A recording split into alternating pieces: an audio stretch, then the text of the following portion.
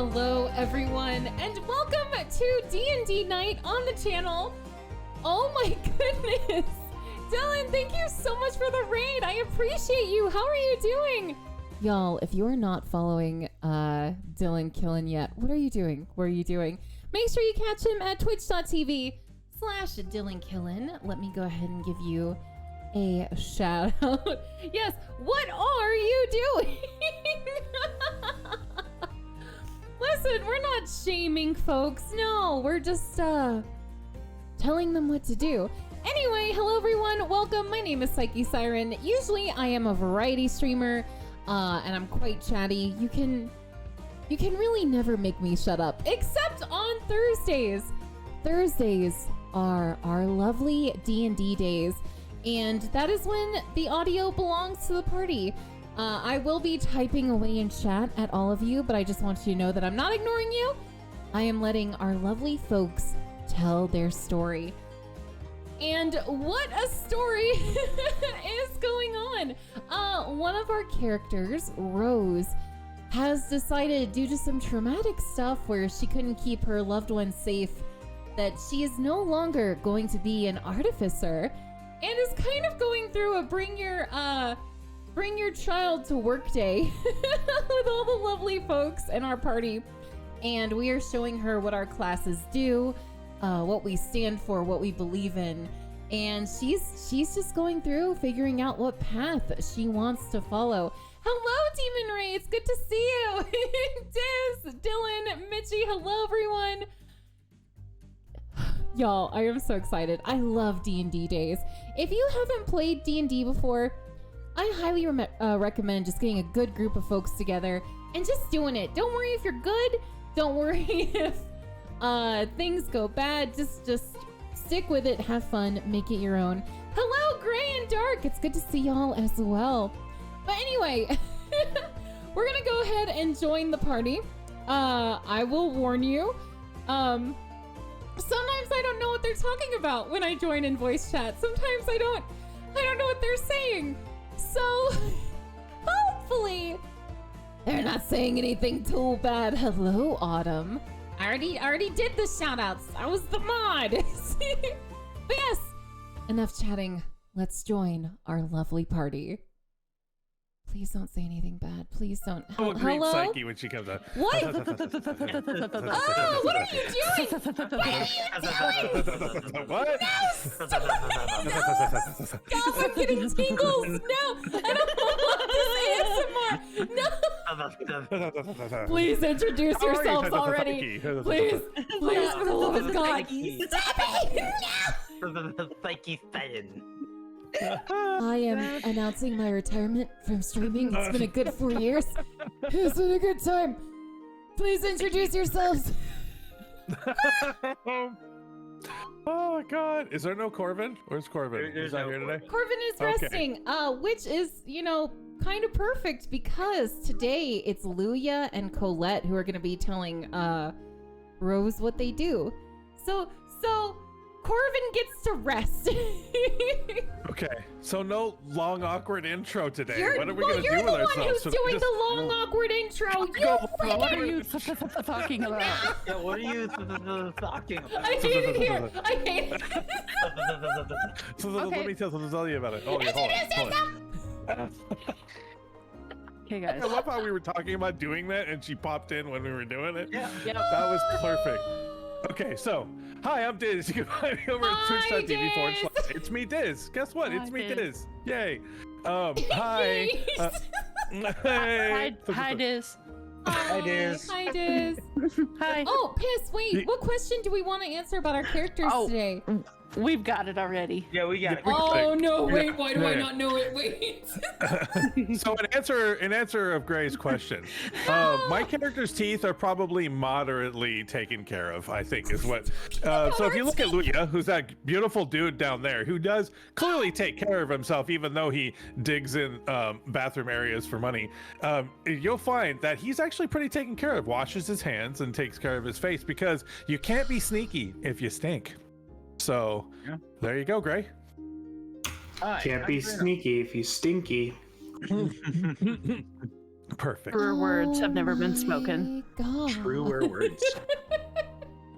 Hi, I'm Grey Gnarl. You can find me over at twitch.tv/Grey Gnarl. It's really hard to spell because there's a bunch of different letters and a bunch of different ways to spell it.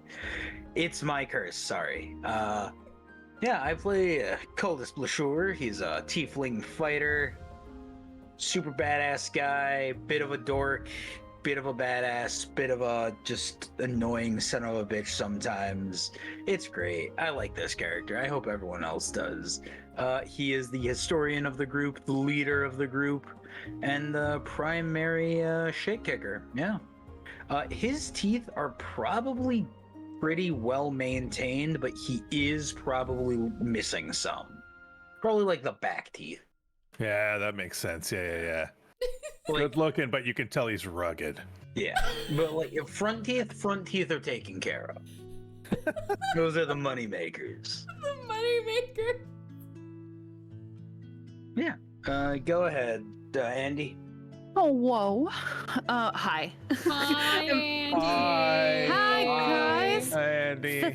Thanks for welcoming me. I hate so. How do you guys find things that I hate that I don't know I hate? I don't know. To be fair, we didn't know you hated it either. Yeah. I'm so excited to have you here. Andy. Introduce yourself and your character's teeth, I guess. Hi, I'm Super Andiness. Sometimes I stream. When I do, usually it's a Tuesday.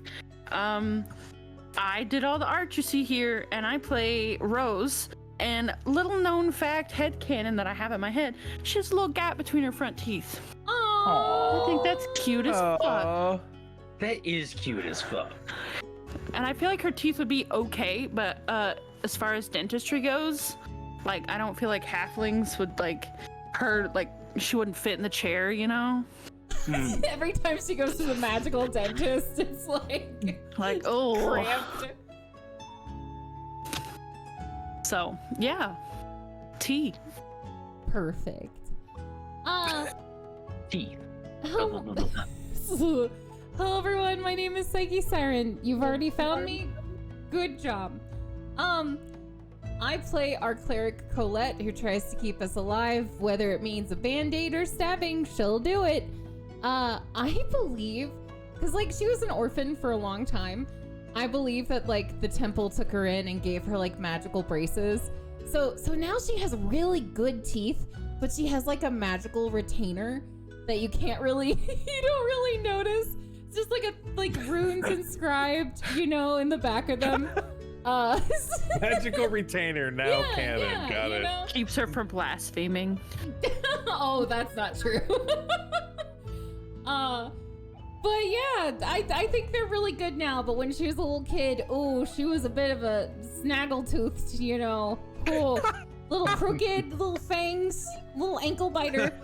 But yeah, teeth whitener, take it away. Did you? Oh, no, you didn't. Okay, good. I thought Autumn shouted me out, but he didn't this time, and I'm sorry I yelled at you. Oh. I'm sorry, Autumn. Take it away, Teeth. Hello, I'm Teeth Whitener, and you can find me wherever dental products and Crest white strips are sold. Damn you. I think I've already made that joke before, but I couldn't think of anything more clever, so you're stuck with it. No. This is the Mark of a God campaign, Phoenix Squad specifically. There is another campaign that is on hiatus until I can get my shit together. And once I do, things will, start materializing in that regard. This is an interlude, kind of a placeholder sort of thing. Basically, it's just a chance for our characters to do a bit of a reset before the big siege happens. There is a siege that happened, by the way, in which our characters will be trying to defend the city against the Advarian onslaught. This being the last remaining city in the country of Myland that has not been taken by the Empire. All other holdouts are small countryside villages that will one day fall without the strength of this mighty city to the south of Myland. So I will let Caldus, our historian, give a recap of last week, and without further ado. Thank you. So, in last week's episode, we began going about a take Rose to work day situation. Rose experienced a distaste in her current class and abilities, wanting to learn a new way of hopefully being supportive in the group and able to pull more of her own weight in the wake of the events with Meridia. She wanted to better herself and figure out a way that she could be more helpful and protect the people she cares about better. In doing so, she went out for a day with both Caldus and Corvin. Caldus took her to a training ground where they had been prepping the new recruits. She went on the obstacle course there, was doing very well until the very end with a 30-foot rope climb where she was assaulted by rotten fruit, but she still managed to put on a good show. Afterwards, Caldus took her to go and get a sword made for her, a brand new rapier, which she will get to name and have as her own signature weapon. They went to the best forge in the city, big, super cool. I believe it was called the Arc Welder Forge or Arc Wielder Forge, something with storms. After that, the following day, she went and got a first-hand look at the very intensive training that Corvin had planned for all of their new recruits in the Magic Squadron. As far as learning cantrips and the proper technique of how not to get hit during combat when you are a squishy caster. It was rigorous training, a very exhaustive routine, but eventually Rose was able to feel some semblance of accomplishment from Corvin that day and headed off home, able to begin her next day with either Luya or Colette. But that is where we leave off. Teeth, back to you. Okay. 1 second.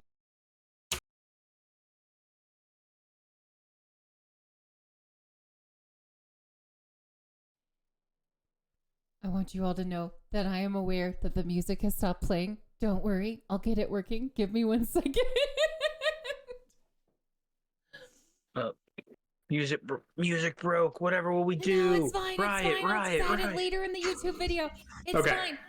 So yeah, I was just posting something clarification for chat about what Arcweaver Abbey was.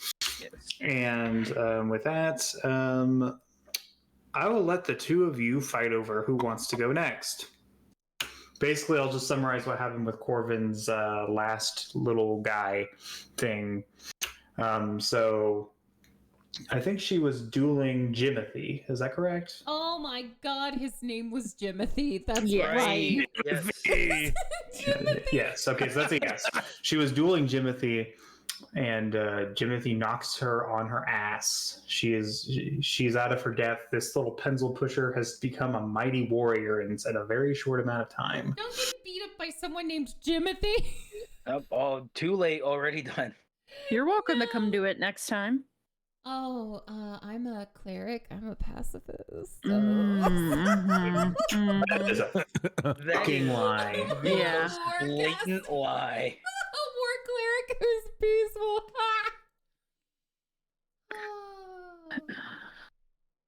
Miss, I'll heal you through whatever means necessary, even if that means is murder. Listen, if I put a healing potion at the end of a sword and I ram it through, it'll get to you quicker. That's the juice. The good. What? Question: if you put a healing potion on a sword and you stabbed someone, would it heal them, or do they have to digest it? Would the I wound mean, close up around they would it? probably have to digest it. I mean, If I mean, it has stab magical. them in the stomach and it's on the blade, It has magical properties, yes, but it's not like theoretically- it has to be like. I mean, I don't know. I mean, it's not something you just pour on your skin. Wait, is there a topical healing thing? No, That? no, Okay. no. But I'm Although I just- guess that would make sense. If it- Actually, it probably makes more sense than a healing potion. if it I guess has it to be depends on where your consumed wounds are. and it's stabbed into the stomach. Listen, Like maybe Really like wants light, this to work. maybe like light abrasions will weave themselves back together with like a healing yeah, salve or salve. yeah. But you would need to ingest something that's a bit more deep and harder to reach. Like you can't put it on like a stab wound, especially if they twisted the knife. So no, I don't think it would work. Moreover, I mean, what good would that do? You could kill them. Yes, but if you didn't, I'm sorry. You could kill and heal them. How would that You work? could- You can't put I don't- potion on a sword. There's Why there's not not? like a. Where would you put it? You So you could pour kill it heal over. them. You could like yeah. heal them. God, Heal them. I'll go first, by the way. Yeah, I think she owes that much to you. Yeah, I do. Poor Dave. Oh my god, I am so sorry. It just crossed my mind and I hadn't considered it yet. So Who knew that Bevan was the leash on this party, huh? Bevan really is. So the answer is no. That would not work. That would never work. That was a vehement no, too. Yeah, what the crap? I don't know. It's just not going to work. Sticky, I don't think you have any room to stand on here. It's a good thing I'm sitting. Boo.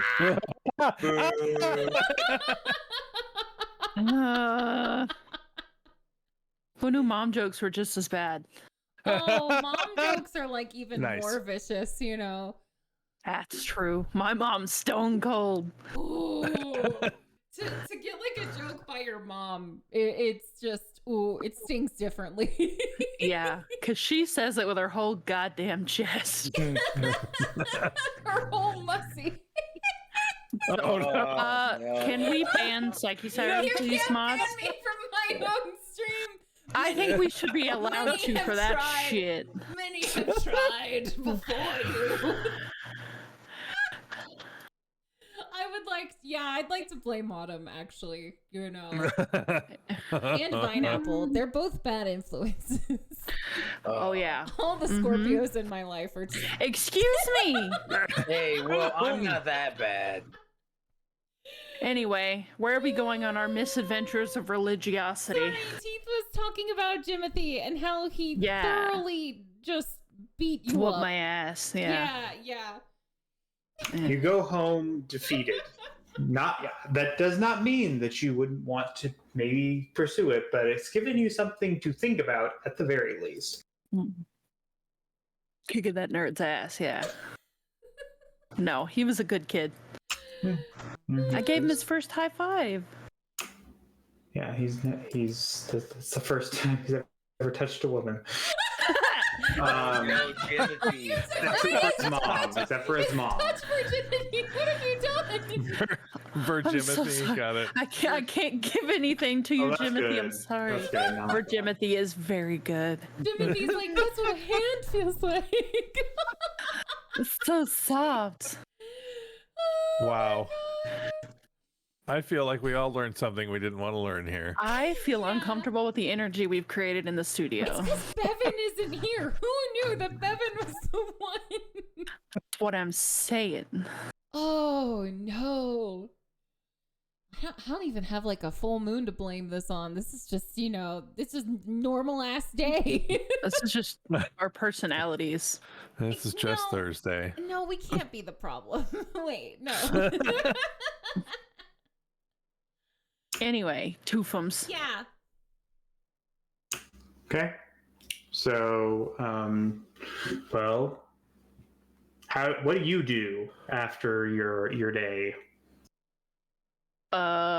Probably wash up, excitedly talk to Meridia for all of 2 minutes, and then immediately pass the fuck out on her pillow in exhaustion. Yeah, it did quite the number on your brain. Yeah, they made you do a lot of stuff. And I had to do military training like same day. Right? No, it was a different day. Never mind. Ignore me. Day before. Yeah. I'm fucking tired. You've had 2 Yeah, rough days. Yeah, your bones are sore, kid. Yeah. You say to your girlfriend when you get back, my bones are sore. And she's like, what's bones? Well, she has fake bones. Does she? Does she have fake bones? Well, yeah, I mean, I kind of think of them kind of like, I mean, it's not the same thing. Is it like But the stuff if your anyone nails has are- ever read the Mistborn novels, there's like creatures in there that are called, what are they called? They're called Khandra, yeah. And they can form their bodies into whatever shape they want, but they need bones of some sort to like give form to. So they would need something, like whether that's the bones of a real person or something to like simulate that. Did she grow them herself? No, she found them, or they were given to her. Aw, In other wait, someone news- gave them her bones. bones? Well, like Sorry. the presumably Viridian, the big mama papa thing, elder Oblex. In other news, Meh. I got the music working just in time for the bone discussion. So I don't know if this is canon or not, but that's just kind of how I think about it. It makes sense to me. So I'm just excited for Thanksgiving with the Ooblex, personally. Anyway, I'm gonna stop derailing. Go, you go, do your thing. Yeah. The bone. No. Autumn. I don't know why I read chat. It's never a good idea. okay, so you talk to her and you pass out because you're tired, and you wake up, and I guess, do we decide that Colette was the one? Yeah. Okay. Tooth, I do have a question. Yeah, go ahead. Am I feeling like P. Diddy? Wake up in the The morning fuck is feeling P. like Diddy? P. Diddy. It's a joke. No, okay, look, I know who P. Diddy is. It's a line in a Kesha song. I know. Okay. I'm I- done. I'm sorry. I am I'm done. aware of that. Okay, I'm okay. saying this because P. Diddy does not exist in the context of this universe. Nobody resembling P. Diddy, rap and hip hop do not Raphael exist. is an elf. This is P. Diddy erasure, and I won't stay. Okay, I'm done. I'm sorry. I'm done. I'm muting my mic. Yeah, no, P. Diddy is not even a fictional character in this universe. I guess.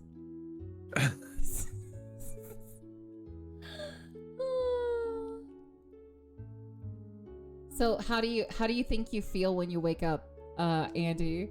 Oh no! Oh god!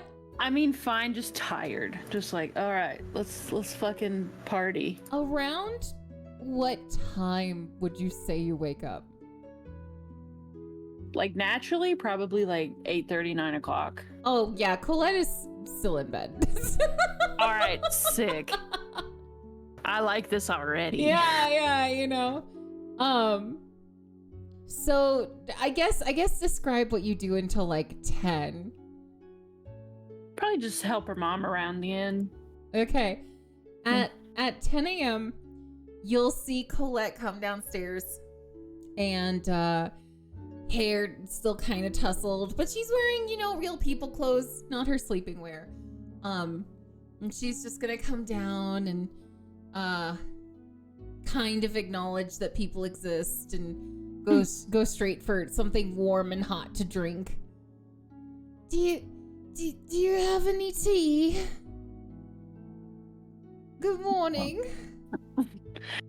I feel like, especially with the party living there full time, Mom would have stocked things, so she would have already had the kettle on. Oh, God's bless your good soul. she's gonna get some tea, and something sweet, like a cinnamon roll or a pastry of some sort, and just sit at the table, and I guess wait for Rose to approach her while Colette slowly becomes a tiefling again and not a ooze spirit from the primordial darkness. Careful, Rose likes those. Oh God, that's right. Anyway, yeah, she'd probably she knows Colette enough by this point to know when to wait and hey, are you gonna bite my head off, or are we good? Oh, it's just like me in real life. Oh no. Kidding. You catch her just humming to herself silently, quietly, as she just eats a pastry. Exactly. Yeah. Hey, Colette, you wanted to have an adventure today? Well, yes. Oh, gods, there's crumbs on my feet. Hold on. Oh, gods. Well, I saw that, you're quite unsure of, what you wish to do, I suppose. What career path awaits? And I was wondering if you were already pleased with the ways of the fighter or sorcery, wizardry, whatever it is that Corvin really gets themselves up to. Or if you were still looking. I like to keep my options open. And also, Corvin? Oh my god. Remind me later. I gotta talk to you about all the shit that they do. Oh my god. Corvin doing things? What? Yeah, I know. I was surprised too. What? Besides being snarky and being friends with skeletons, doing something. They made me scale a building. When you say scale a building, do you mean perhaps glance at it and draw it, or admire its architecture, or do you mean physically go up it? They looked me dead in my face and said, you can either run up the stairs or take the rope ladder. Hold on, I need to finish my tea. It's cooled down enough. She just gulps it down, Oh, all right. Okay. Well. All right. Well, today will be a bit boring for you, I'm afraid. Because we're not doing that. I'm so fine with boring. You have no idea. Oh, okay, good. Well, before we get going, is it all right if I invited Riel to join us along? Is that all right with you? The biggest shit-eating grin spreads across her face. Why, yes, it's of course fine with me. Don't make me get Corvin in here. Don't do that to me. But part of what we will be doing today, well, I guess I should ask you, have you ever held any affinity for a certain god or goddess? Has any branch ever felt, well, intriguing to you? Usually there's too much to do around here to have time for much religious practice. That's a nice way to phrase that. Oh. So not even a prayer, I see. Was that a joke? Did you make a funny? Have you ever prayed? No, not. No, I mean, I don't know. Like, when I close my eyes to sleep, like, sometimes I think things. But, like, from what it has been described to me as, no, I have never participated in prayer. I see. Well, honestly, there are some branches that look down on folks who don't do that sort of thing. However, I'm of the belief that we serve the gods through our actions more than our words. So, even if you haven't prayed, I do believe that's fine. What we can do today, yes? Isn't it a bit counterproductive to isolate the people that you want to bring into the fold? Unfortunately, yes, but some tend to adhere more to tradition than the actual hearts of goodness. Strap in, kids. We're going to talk about religion today. Duh, it's the cleric episode! But I will say that while I personally don't speak ill of any of the gods, I'd rather follow one that looks at the actions of others instead of blind servitude. And Lucius, though at times not everyone's favorite deity, has always offered, well, strength and instead of rewarding blind devotion, he seems to value the opinions of his followers. But also, not everyone's a fan of a god of war, and, well, anyway, I mainly ask to tell you that there are many gods that one may choose to follow or enjoy their teachings. To be a cleric is very multifaceted, and honestly a path that you usually find on your own. So today we will just start with the basics, give you a little introduction, and then show you faith in action, I believe. And that's where Riel will come in. We have 2 places to go to, you see. Hang on a tick. Lucius is a war god? Oh yes, I'm a war cleric after all the stabbing, He is a god of beauty, yes, but there is a bit of elegance on the battlefield. This isn't just professional with you, is it? No, it's not. Before... It's sexual. No, gods, no! Lucius saved me when I was a child. I was an orphan, and... What do you know of tieflings?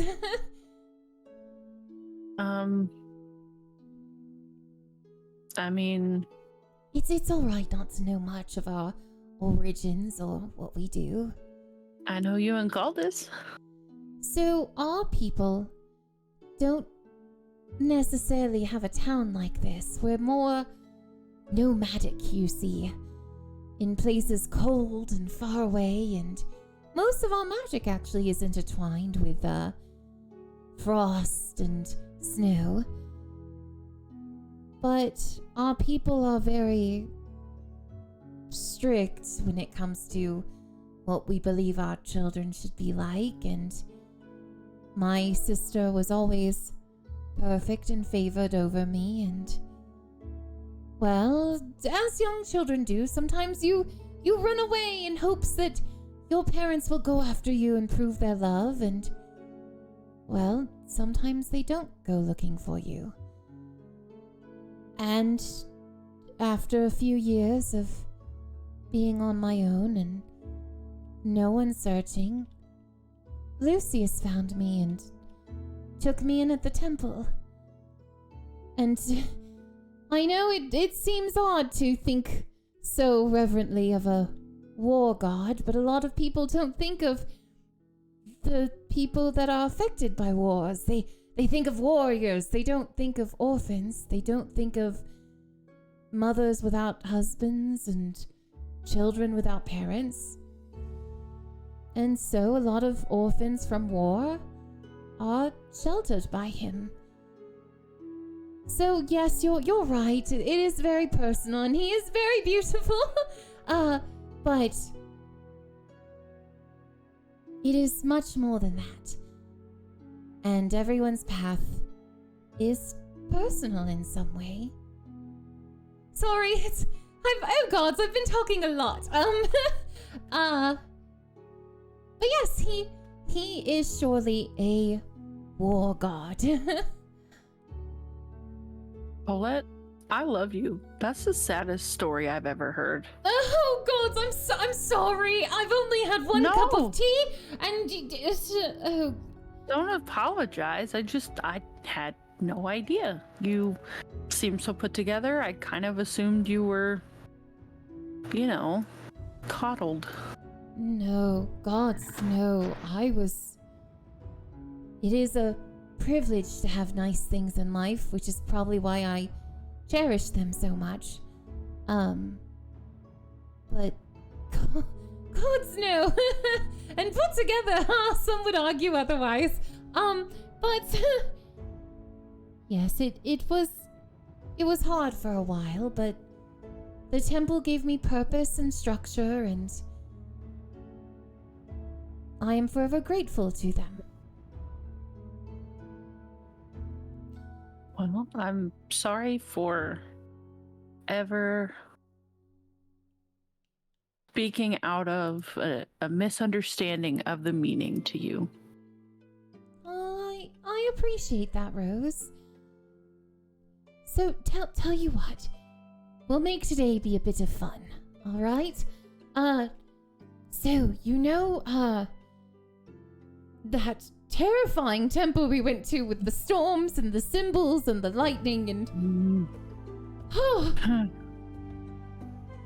Yes, you remember. Yes. We're going back, aren't we? Yes, we are. Because I believe in some professions, I don't know why we only show the good side of things. We must also show the bad and the difficult parts and the mysterious.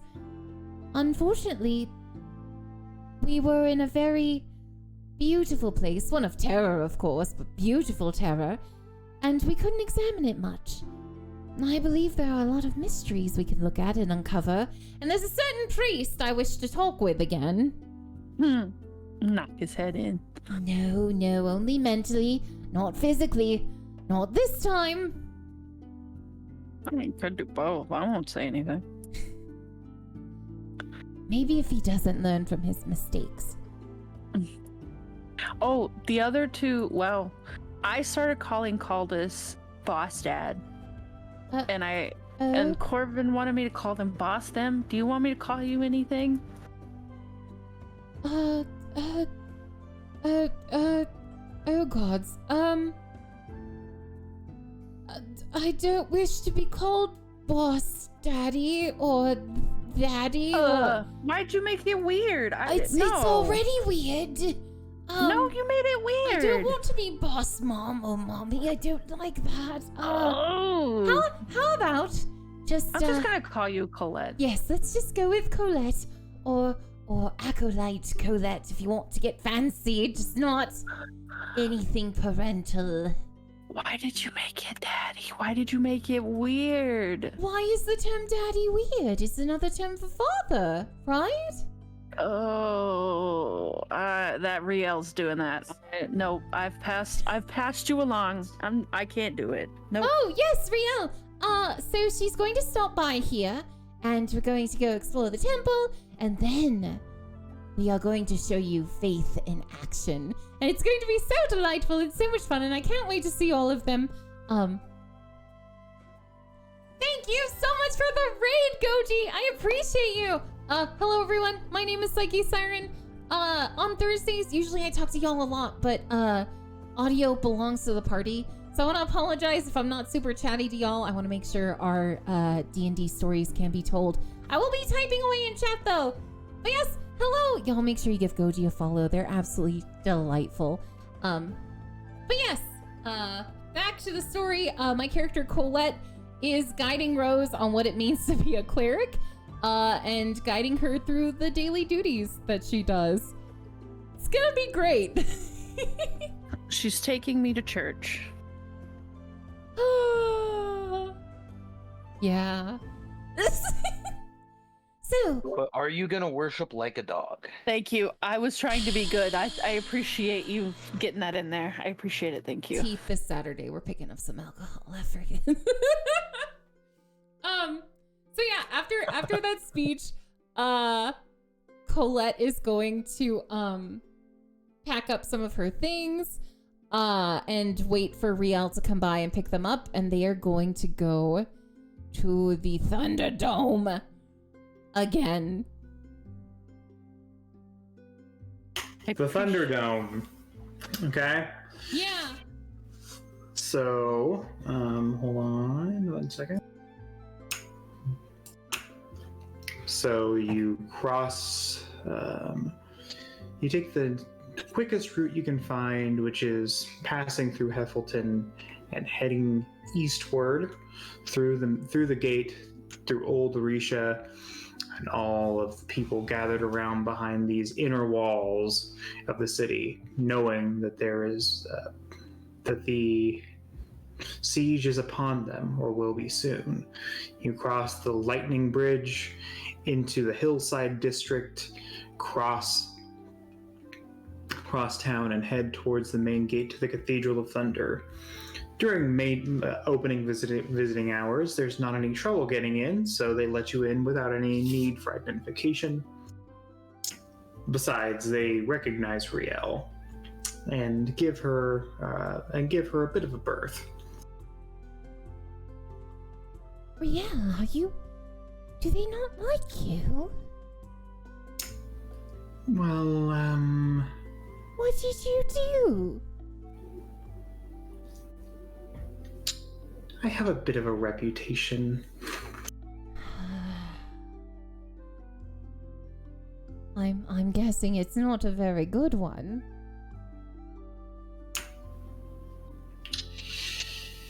It has to do with my ex. What? Ooh. What? Your ex? Who is she? Oh, you wouldn't know her. Uh-huh. Try me. What's her name? I'm certain you wouldn't know her, but she's not popular around here. Why is she not popular? Doesn't really gel with the gods that rule the land here. Hey Rose, can you go pick up some pamphlets real quick? Part of cleric duties. But I want Go get some pamphlets, Rose. Fine. Colette swings quickly over after pointing at the pamphlets. Yeah, what in the god's name? Who is she? Why do they not like her? It takes a lot to exalt a god. Did you say guard or god? God. Okay. She's just, well,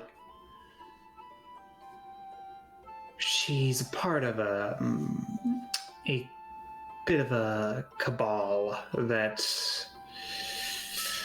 well, I used to be part of it too. What? What do you mean a cabal? What did you stand for? What? Well, it's more that the goddess is a goddess of thieves.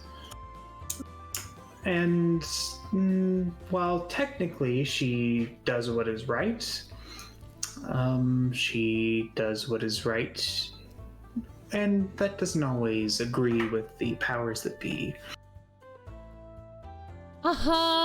Keep talking. She steals from people. What else can I say? Question, my love, dear. Has she stolen from any of the temples? Very likely. Very likely meaning yes. She never told me, but I can only assume.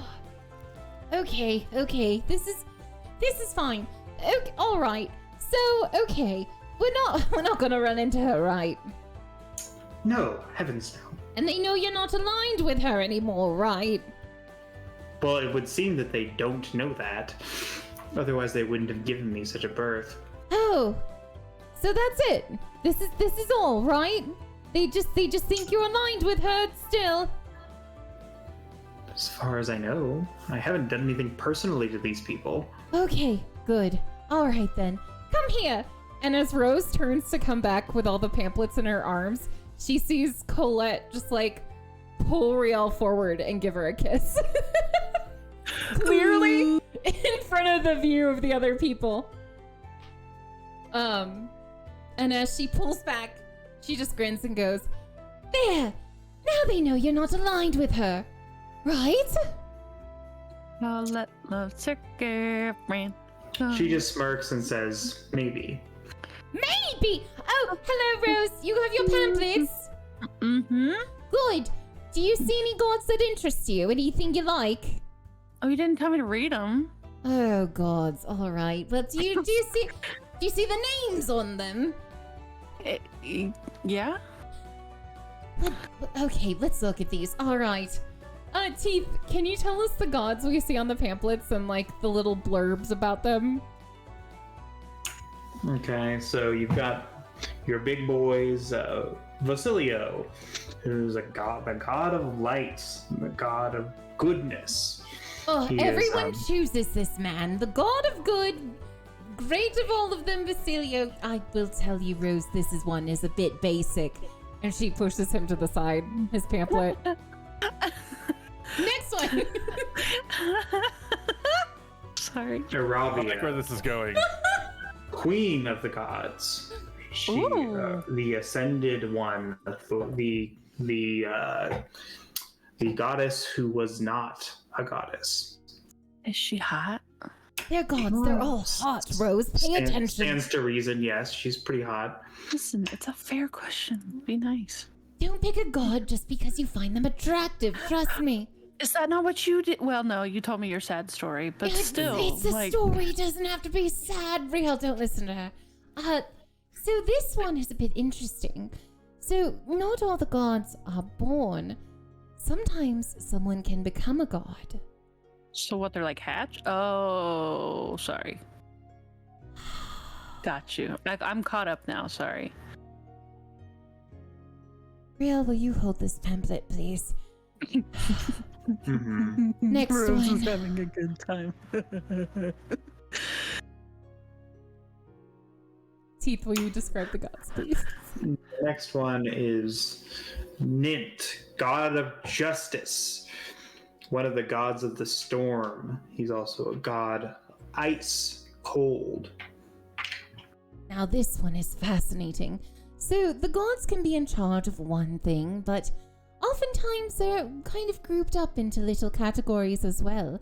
So this one we have justice, but we also have frost and cold and frozen tundra, and it's very fascinating, this one. He's also one of the gods of storm, and according to legend, whether this is true or not, he created the tieflings as punishment for some heinous crime. Yes. And so I told you about how we're nomads, right? In the frozen areas of the world. Well, it's this asshole who is said to have cursed us. Personally, though, I don't know if he really cursed us. I've actually quite enjoyed my life when I was with my family and actually being treated right. The cold wasn't that bad, and honestly, it didn't bother me any. But anyway, moving on to the next one. Yes, that was a Frozen joke. Shut up, It was all of very you. good. Thank you. Thank you. Yeah. Take a bow. The next one is Lucius. You all know his shtick. So this one right here, look at this pamphlet. Look at that quality of paper we use. It's a flimsy other bit. Here. This feels propagandish. No, I'm telling you about what I do. It's just a courtesy showing you these other ones. So, Lucius, I will say, well, the gods all have different relationships with each other, and, some of them really like each other, and some of them don't like each other very much. Lucius has a bit of a, oh gods, how do I say it?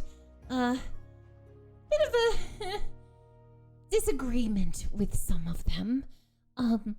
But as he is the only god I've actually really met, I will say that so far he is also the kindest, even if he is one of vast, well, bloodshed on the battlefield. It's a bit contradicting, I suppose. But Teeth, if you want to go into Lucius, go for it, and she'll just, be reading off the pamphlet. Basically, he's a god of war, more out of necessity rather than desire. He might describe himself as a god of self-defense. He is also a god of beauty, specifically that of natural beauty. As such, even though much of his ornamentation is gold accented, it is very, very moderate, and usually the amount of it's a fairly moderate amount of gold and silver. There's no jewels or anything gaudy. It's relatively understated. He believes that beauty should speak for itself. And as such, his followers are all, it's kind of shallow, but they're all very, very attractive people. It's like a prerequisite. So, with Lucius, I understand that some may think him vain, but some gods really care about your stature, your wealth, your ability to do great things. But Lucius more looks at anyone's natural being and takes them in regardless of position in life. They just have to be hot. Well, that's actually quite a misconception. Yes, someone does have to be beautiful, but beauty is defined in very interesting ways. For instance, when I was an urchin and, well, things weren't going so well, you could say. Well, here, let me show you. Look at my teeth. And Colette, yes, I am tying it into the beginning. Heck, all of you. Damn she it. opens her mouth and shows the runes inscribed behind her bottom row of teeth. You see, when I was little, my teeth were all messed up and all pointy and just, it was hard to eat sometimes because they hurt so much. I just wasn't receiving any care. Even before I was on the street, my parents didn't really take care of me like they did my sister. But the temple fixed that. I think that when people see that all the people who follow Lucius are beautiful, they assume that we were beautiful all the time. Rather that someone, a god even, saw beauty in us. and turned us into what we are now. So please don't think him vain or shallow. It's just the gods sometimes see us more of clay rather than finalized stone, and that we are a art piece that is not yet finished. So please don't think ill of him. Trust me, who as a child, oh gods, you should have seen my family. But yes, the followers are, later on in their lives, quite attractive to, well, folk, I believe. But Yeah. his idea of beauty is more of the natural within. But yes, this is Lucius. Of course, I would recommend him, but to each their own. Are there any more pamphlets, Teeth?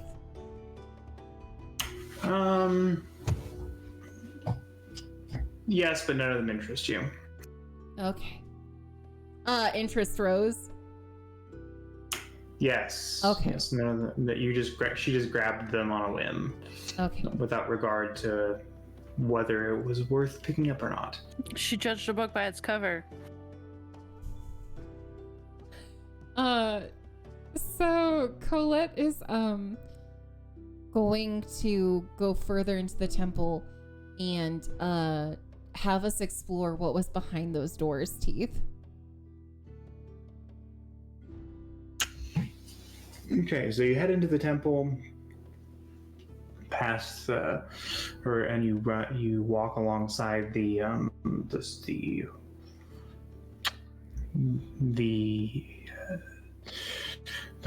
stream that has been, the canal that has been carved into the rock beneath your feet. You can pass by the 4 fountains, the 3 fountains, and the one, I should say, one being empty. And you walk up the steps onto the temple, the Cathedral of Thunder, and you knock on the door. It swings open. Nobody's there to greet you, although there are a few people walking to and fro from those 4 big doors, for instance. Well, I guess if no one's there to stop us, we just go through. No one's there to stop you. They did not. They don't want to make it seem like there was a fight recently, although the chamber you had the fight in is off limits. It's sealed shut. Breaking and entering. Breaking and entering. Breaking and entering.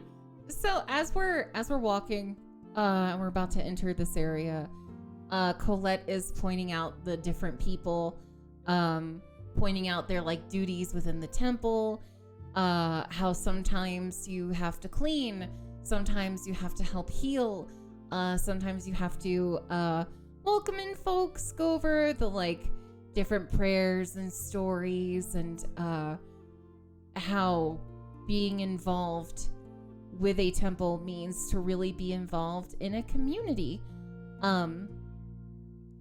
So it's actually quite rare to see someone go out to adventuring and fighting for a noble cause. Before our temple was attacked, I was doing duties such as these.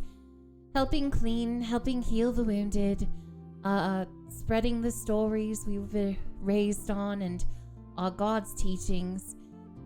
To work at a temple is more to, yes, serve a God, but it's to serve the people around it as well.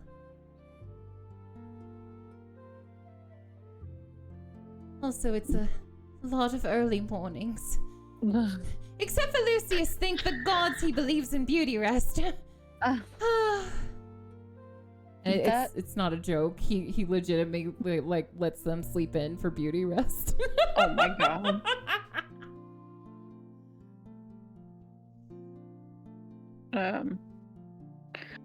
I think Rose was just kind of like nodding along, like, yeah, okay, kind of just.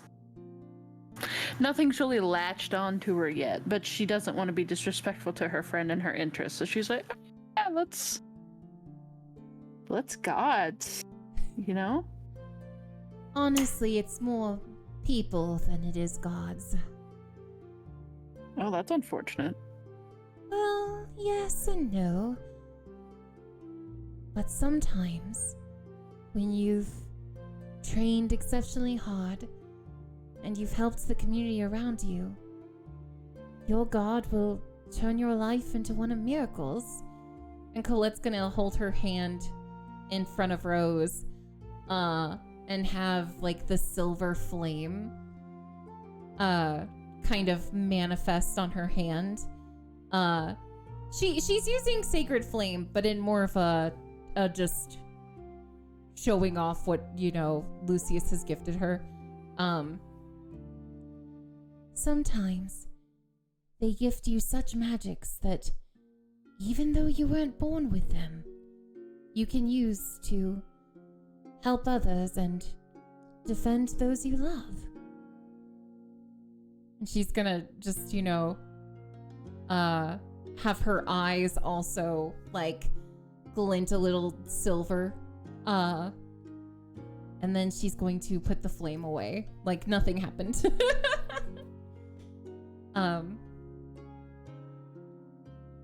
Some are born with magic. Some inherit it through much training and knowledge, and some through dark pacts with otherworldly beings, but with the gods, it's different. It is a gift. But anyway, you do have a lot of helping people and healing and helping, and takes a while to get to that point.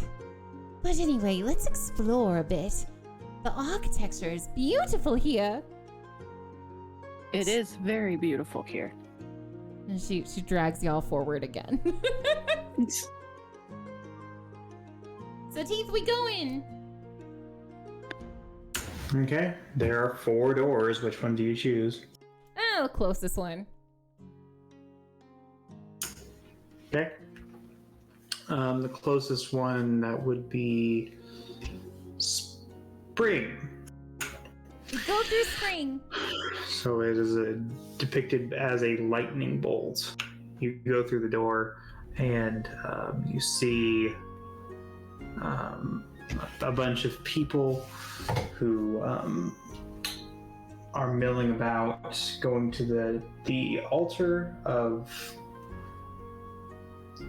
well, it's an altar with no statue, and the stained glass window has no form. It is merely a blight. It is merely a red tinged with light yellow and blue, rippling, or I should say streaking and zigzagging across its features. Its featureless frame, I should say.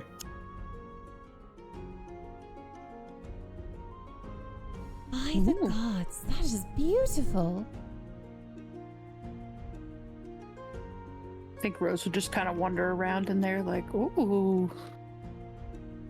Are there any priests anywhere? Any priestesses? Any high-ranking looking followers?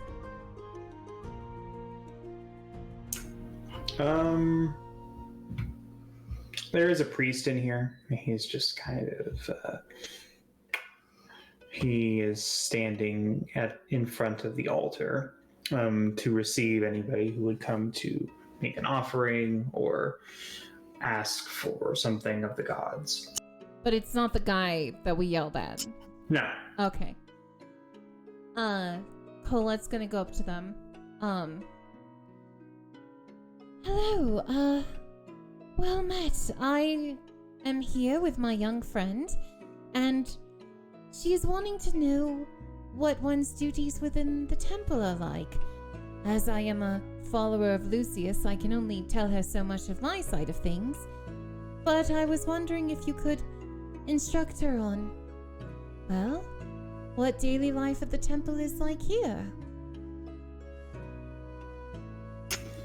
Well, our order.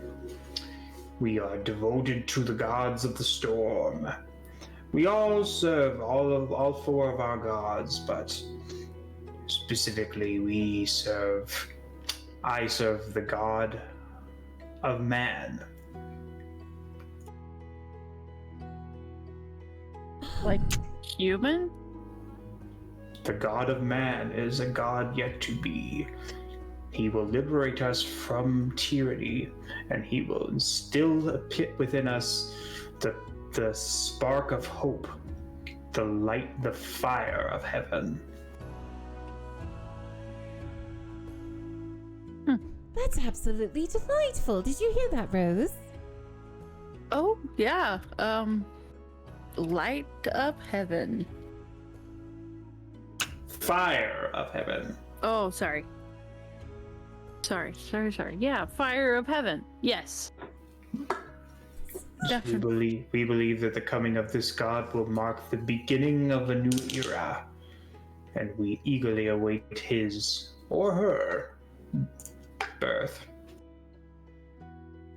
So you wait for a sign, or how does that work? Well, we believe that when the god comes, it will be as plain as the lightning from a clear blue sky. But if I don't want to get into it with a religious man, so I'm just gonna keep my mouth shut. That's Andy speaking for Rose, not speaking in character.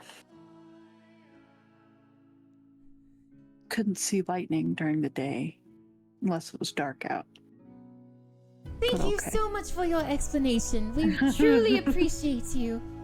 And Colette's gonna put forward a gold coin for the offering. You tip him? This is not a tip. It is a tithing for the church to maintain what all they do. Like kidnapping my girlfriend? Rose. What? The actions of one person do not define an entire religion. And it is much appreciated, and he puts the coin back in your hands. But we do not accept donations. Oh? We have all we need. I do. Well, I appreciate your time regardless.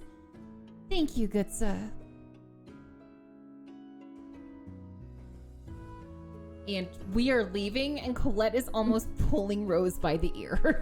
Why? She was good. She didn't say anything. Good. She was disrespectful. She doesn't know. Her, this sounds. Listen, she appreciates the strength of belief and the faith that these people have. Totally valid. She doesn't get it. Rose, listen. I understand that the gods can be tricky, and some are harmful, some are good, some you don't quite know where you stand, but the people who follow them are more often than not good-hearted, just trying to live their lives in the best way they believe. And we must respect that even if they are different from us. Did I say something rude?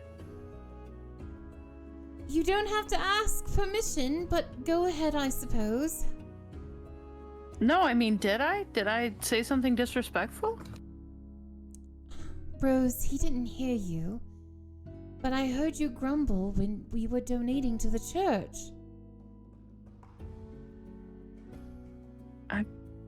Listen, I'm not trying to be disrespectful, but this is the same group of people that we were fighting last week. I'm not saying that just because they believe in something that they're bad people. I mean, you are obviously proof that is not true. But actions speak louder than words, and I have no reason to trust a goddamn thing they say. No, there is no reason, I suppose, but sometimes the most noble thing is to still treat others as we wish they had treated us, regardless of what they do. It doesn't make sense, and it's frustrating, and it's harmful, and sometimes you heal people you'd rather have just walked away from, but there is a good, noble thing in trying to make this world better, even if some of you are trying to make it worse. And not all of them are the same, and we cannot assume that of them. And I know you're still young, and I know you are still very hurt. But we cannot condemn a whole group of people on the sins of a few. So please, just listen to them. You don't have to believe what they say, but at least listen. Fine. All right. Would you like to look behind the other doors at least? Look at some lovely architecture instead of running up buildings. Sure, lead on.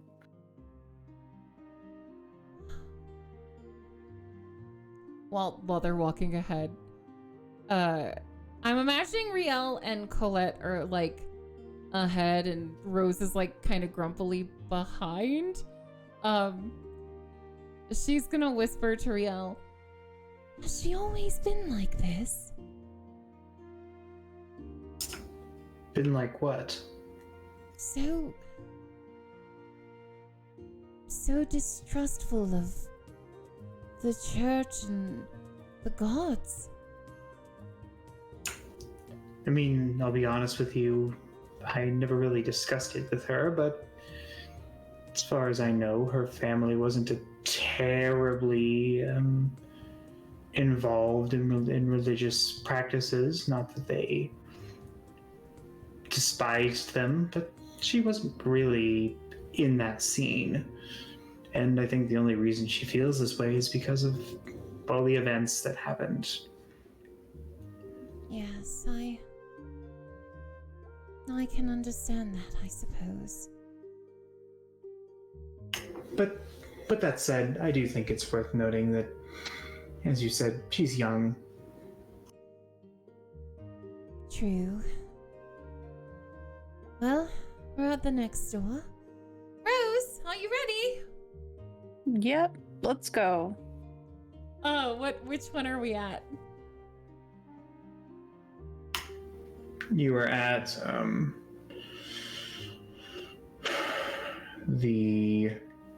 hold on. You are at Summer, which is the visage of, I believe it was a leaf. Let me verify that.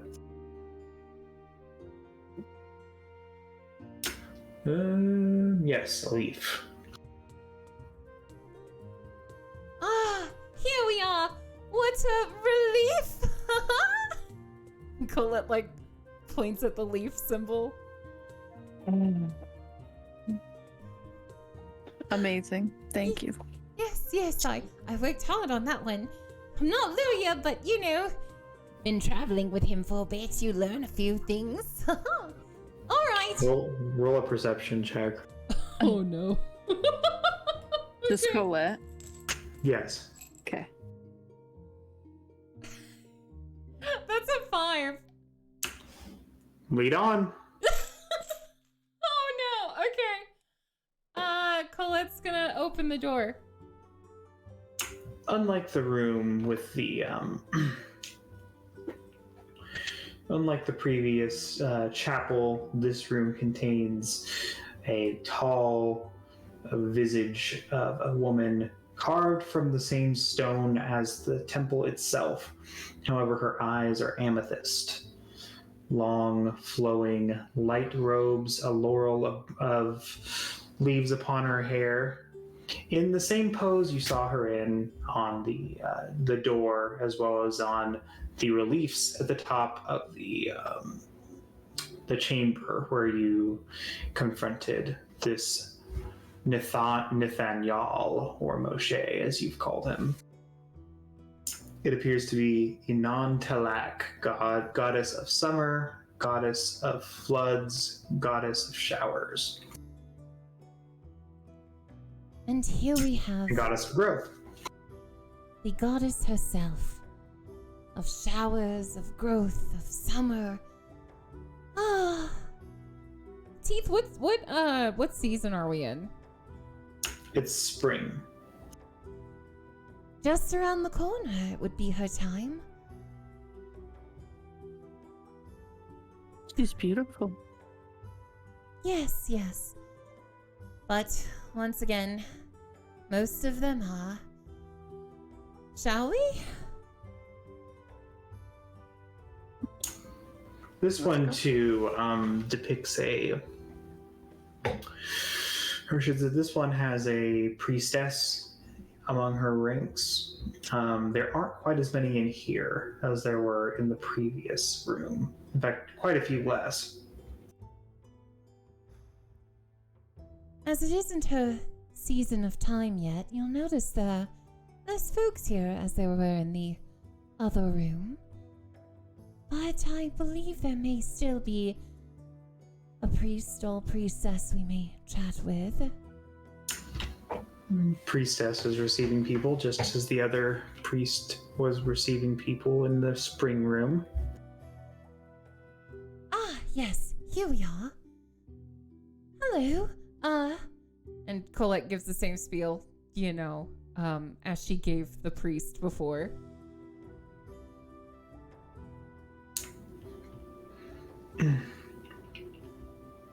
Very well. What do you wish to know? Yes, the duties required, about your goddess, just what a day in the life is, I suppose. Well, the day in the life of a worshipper of Inan Talak, or as she's called in these lands, she's often called Imhotep. She is a goddess of growth and mercy. Through her bountiful showers, she gives us life, growth, and sustains us. And we believe that in the coming age, she will grow the world in the way that would be best suited to its many changes since the beginning of time. That is absolutely delightful, isn't it, Rose? Yeah. Also, hello, Raiders! Welcome! Y'all, please go ahead and give Level Up FC a follow. Hi, my name is PsycheSiren. On Thursdays, my content looks very different. I usually have a lot of variety stuff, but Thursdays are for D&D, so usually I'm not very chatty whenever people type in chat. However, I do type back, but just know that we're not ignoring y'all. We're just giving the players space to tell the story and have fun. But y'all, we know Level Up FC through Acorns, another amazing streamer. They are fantastic folks. So please give them a follow. Also, hi Pat. But yeah. All right, let's get back to it. If you're just joining in, our character Rose, played by Super Andiness. She is the artist that designed all of these profile pictures. She doesn't want to be an artificer anymore. She wants to see what other class she can follow in her life. So we're basically having a bring your kid to work day, and showing her what it is our professions do. Currently, it is my character Colette, who is a cleric, walking her through the temple and telling her all the temple duties that usually go on. And it's not going too hot, as Rose does not trust the gods. It's very funny. But yeah, welcome in, and we'll go back to it. Colette's gonna kind of side eye you and try to see if you actually are interested in this or not. Do I need to roll for insight? That would be insight, yes. Okay.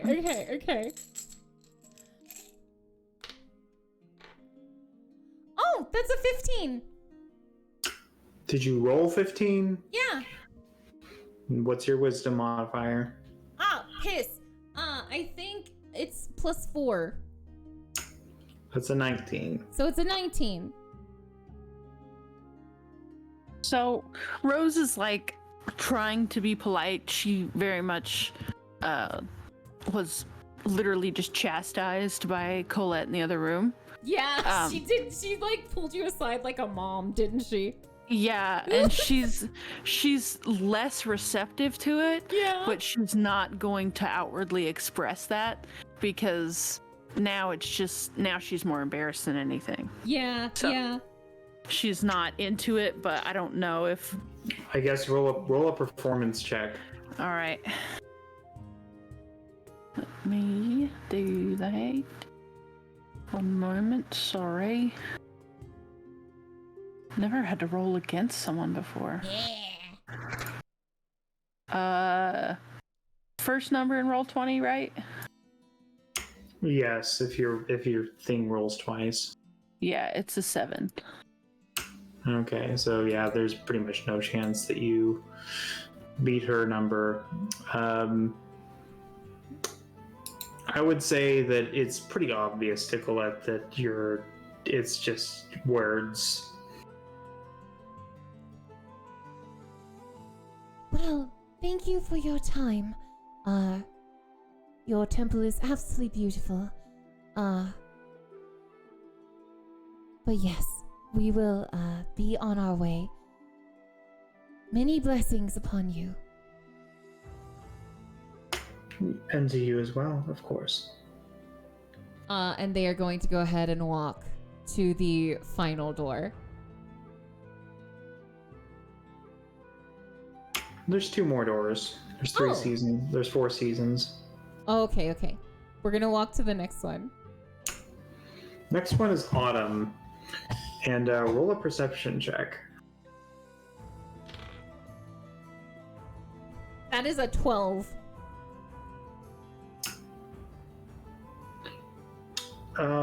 Riel looks a little bit uncomfortable.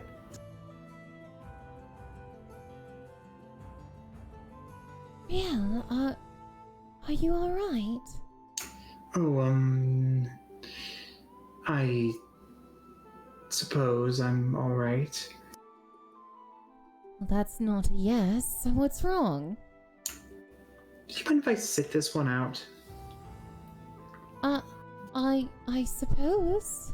I'm sorry, just bad memories. Would you be willing to talk about those memories later?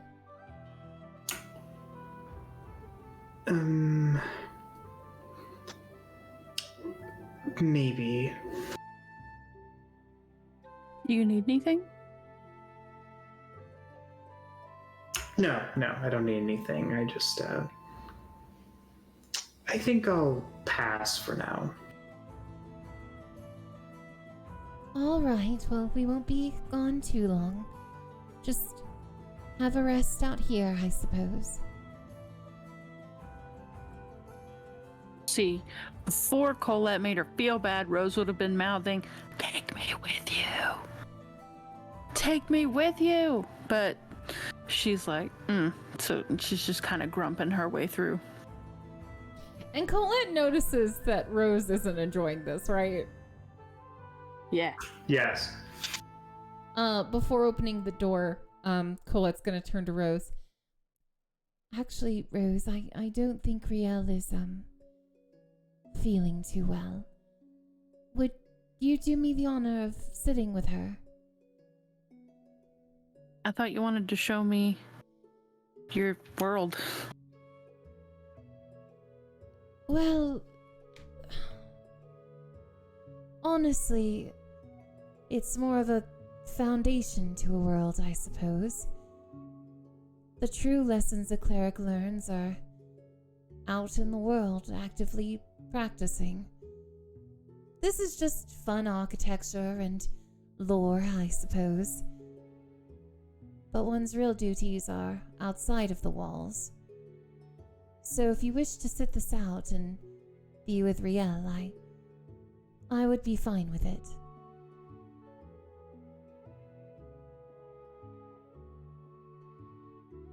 My mom never let me quit halfway through something. We're gonna finish this. Only if you're truly alright with it. The exercises you went through with Caldis and Corvin were ones that exercised your muscles. However, cleric work are usually, well, it's your very soul and your heart. It's something that can be exhausting and, well, it can creep up on you before you even notice it. Resting is important even if your muscles aren't being used. I'm sorry, I thought you were trying to sell me on this. Yes, but one's faith isn't something you should sell. Come on. We can make it through 2 more doors. Colette. Teach me your ways. Colette will have a little small smile. Well, alright then. Let's go. And she'll open the autumn door. Inside, you see a male figure atop a pedestal, again cut from the same stone as the rest of the temple, hands circling in a cyclical pattern. Emerald green eyes set in his head, with long, wispy hair, carved quite impressively, honestly, given the fact that it's carved from stone, not marble.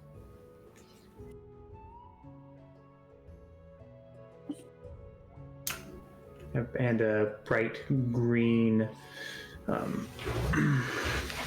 whirlwind is depicted behind him.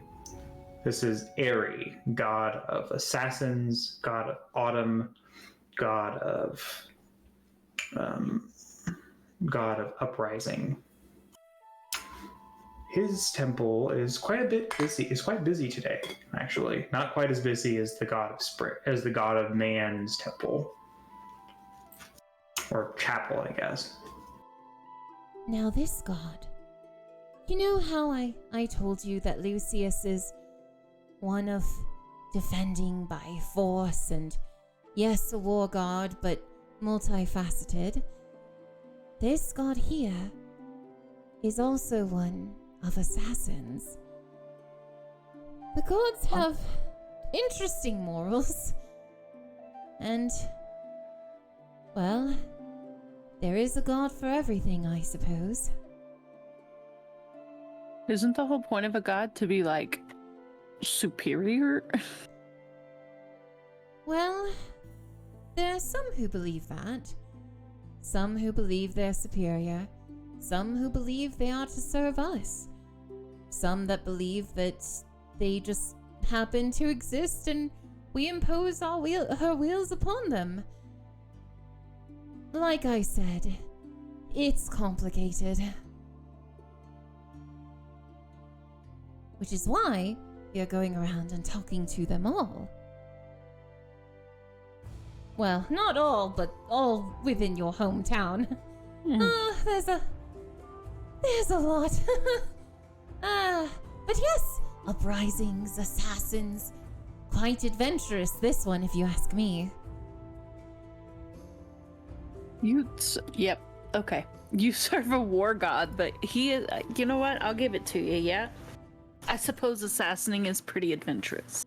I never said good, but you know, adventurous. And honestly, some people deserve to die. Anyway, let's go!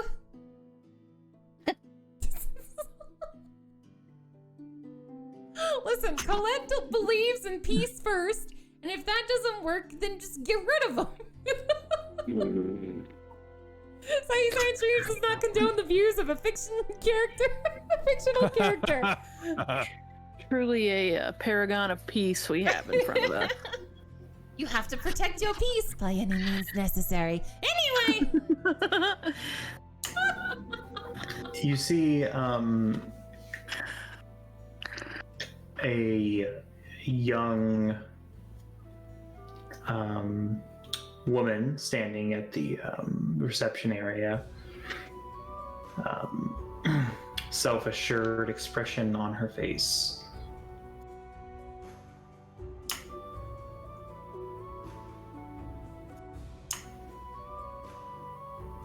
Yes, hello. Are you the priestess here? Why, yes, of course. How may I help you? Yes, we were hoping to learn more about your god and, what it means to serve him. My friend here is, wanting to know of the ways of a cleric and, well, I'm showing her around. Ah, yes, Aerie.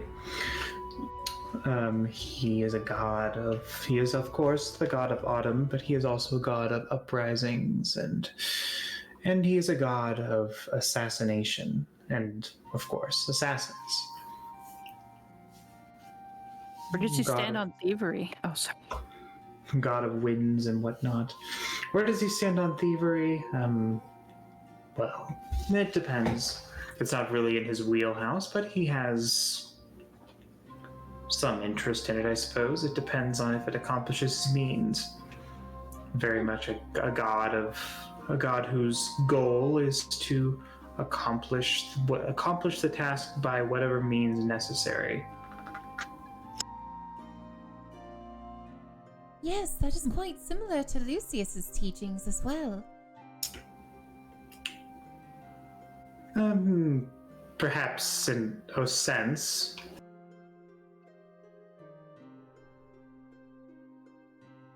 As I was saying, the gods are complicated, Rose. And they all have their own, well, meanings and reasons for their beliefs and teachings. Yeah, they seem to be quite a handful, if you'll forgive me. Yeah, and I should say, although the god himself is not really a god of thievery at all, his consort, the goddess Phila, is the goddess of thieves. So, in a sense, I suppose you could say they're affiliated, but not exactly the same thing. So do the worshippers of her often get along well with your group? When it's said that the two gods are in harmony with one another, yes. Otherwise, there's some discord, but never outright violence or any such things. But there are times when the disunion is present between the two. Then yes, sometimes things aren't quite so pleasant, but for the most part, yes, there is harmony. Fascinating. Yes, Rosa.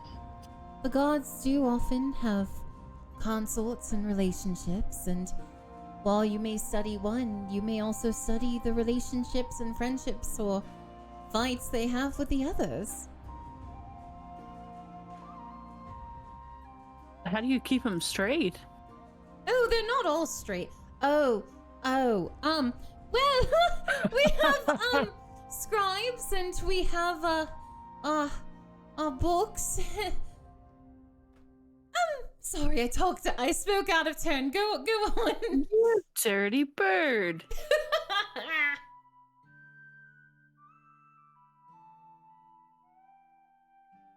But, yeah. Thank you so much, for sharing your wisdom and knowledge with us. I believe we have one more door to visit.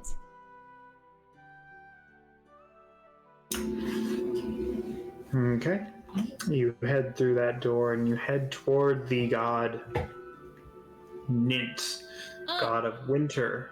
Before we open that door, as soon as they leave the autumn area, actually, hold on, I gotta go pee. Cliffhanger, be right back. How y'all doing?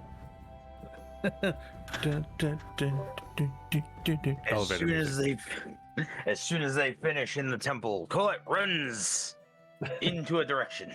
I guess better than peeing in the temple. Yeah. Well, it depends who you ask. I don't think Rose would care. Fair. Streamer's gone post chaos. Tell us about your D&D character and their magical braces. But They're magical braces. Mm-hmm. You mean like teeth braces? Yeah. Yeah, because that's Psyche made it canon. Well, she definitely True. has. yeah, Teeth, how do you feel that that's been canonized? What's canon? Braces? Oh, Teeth, I love you. I love you too. Sorry, I was trying to hold it for Lulia's part, and it just never showed up, so I had to go. So after leaving the door, she's gonna turn and look at Riel and raise her eyebrows and not say anything. And Riel says quietly, "Thank you for your understanding." Yes, I suppose. We'll talk later. Let's go, Rose. Alrighty. Final door. The final door is the god Nint, the god of winter, god of judgment, patience, justice, and ice. Oh. This is the one that cursed the tieflings, right? According to legend, it's not clear if that is true or not. Would Colette want to go in, or would she probably want to wait outside while Rose went in? That is up to you. What do you think she would want to do?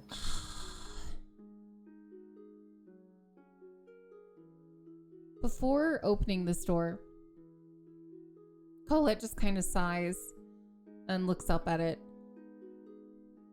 So this is the god that, in legend, it is said to have cursed us to be, well, what we look like now. I don't know if it's quite true or not, but, well, you ready to go in? Colette, we can skip this. No. Seriously. Knowledge of the gods is more important than petty emotions. And with that, she pushes forward the door. She opens it. Rose would call after her, I'm not gonna follow a guy that hates my friends. We don't know if he does. Let's go. Okay. You see a grizzled old man standing at the front of the altar. This room is almost empty, presumably because of the. Well, actually, roll an insight check. Me and Rose, or just me? Both of you. Okay. My freaking game closed. One moment. 14. It's not winter anymore. What kind of check was it again? I'm sorry. Insight. Okay. Sorry, it's coming. 17. Okay. You both come to the same conclusion. It's winter has passed and it tends to not be a very popular season as it is. Hello? Yes, how can I help you? Yes, well met. My name is Colette, and my young friend here is named Rose. She's wanting to learn more about the gods here, and as I am a cleric, I thought I would lead her here so she may ask you about your god and what he stands for and believes, and, right, Rose? Yeah, I'm here to learn. Yes, of course. It's always nice to see people wanting to learn a little bit about the gods of the storm. As you may know, Nint is the god of winter and winter storms. He is a god who seeks to punish those who have done grievous injustices to the innocent, and he seeks to right the wrongs of the world. We believe that one day he will judge the greater beings, including the gods, who have done grievous errors and hurt those who have done and hurt those who have well, basically, in summary, he just balanced the scales. All right. Let me go retrieve the royal dog. Hold on. Bless. He's just a baby.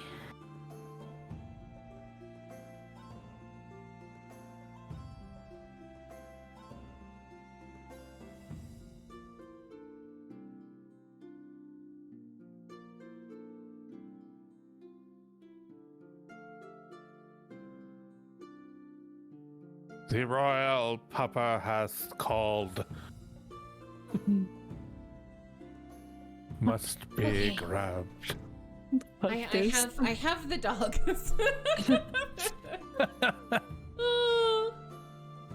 He was getting sad.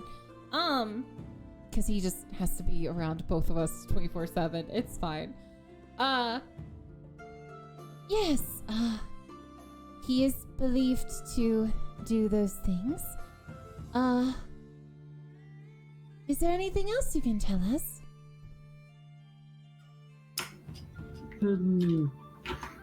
Only that those who would seek absolution for their crimes, this is where you would go. Anything else is much the same as the other gods of the storm. I don't want to be rude, but I have a question that I feel like you of all people could answer. Yes. Colette side eyes. Is he the god that cursed people like my friend here? Oh! Colette does not make that noise. That's the player. She wants to know. She's not gonna follow a douchebag. Colette goes so still, you would think she was a statue. I should mention that anything that you may have heard about Nint is according to ancient legend and myth. Isn't that what we know about all gods? Perhaps. But at the same time, we do not believe that these stories are true. And it seems likely that that tieflings arose just the same as any other race. Some sort of intermingling of different species that are perhaps demonic entities or something of the sort. Colette's eyes go wide. Perhaps. We don't know. And it is possible that there was some sort of punishment that was dealt by Nint. Perhaps not. Uh-huh. But if the stories are to be believed, and I don't believe that they are, but if they are to be believed, there were horrific actions taken by those who were cursed, quote unquote, cursed to be tieflings. And those things included child sacrifice, allegedly. He'd kind of stare at him for a second. Be like, so you'd let someone that looked like my friend join your order? Of course. Why not?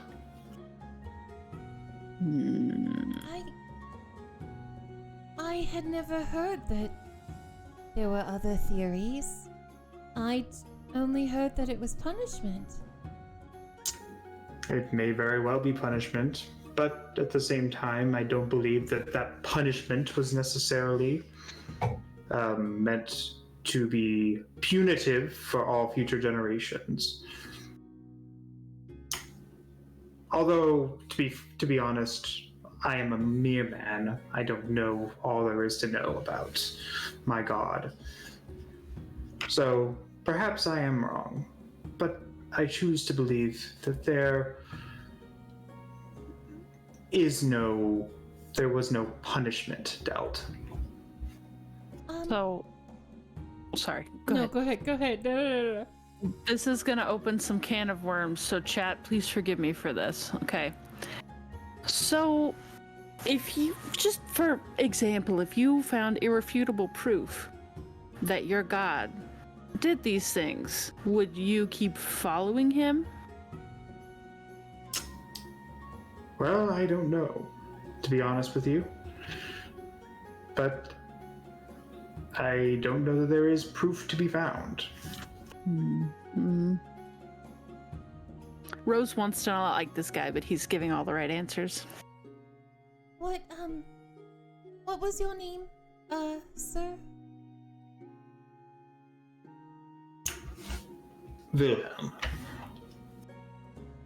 Wilhelm, thank you from the bottom of my heart. I truly appreciate it. You're most welcome. Well, Rose, are you ready? Yeah, let's get out of here.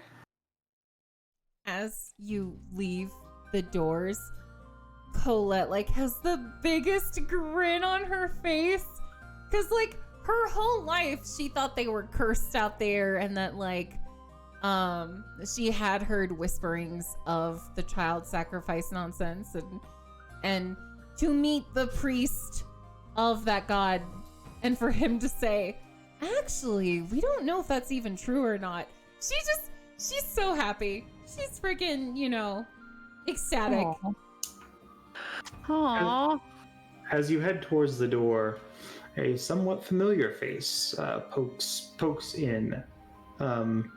Head bowed low, hood over his head, with a large emblem on his chest. The priest from a few days ago. Oh, get him. Colette just kind of stops in her tracks. Oh, hello.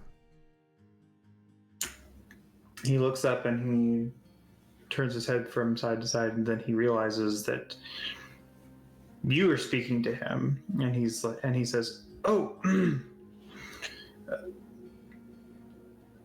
hello." So, I've been wanting to talk with you, actually. If you have a moment of time. Good now. I suppose I do. Colette is going to, so are they still in the room, or are they in a doorway? They're in the room. He was heading in as you were heading out. So Is there a place they could sit and talk anywhere in there? There are a few stone benches. Colette's gonna guide him there. And sit next to, like, sit kind of across from him.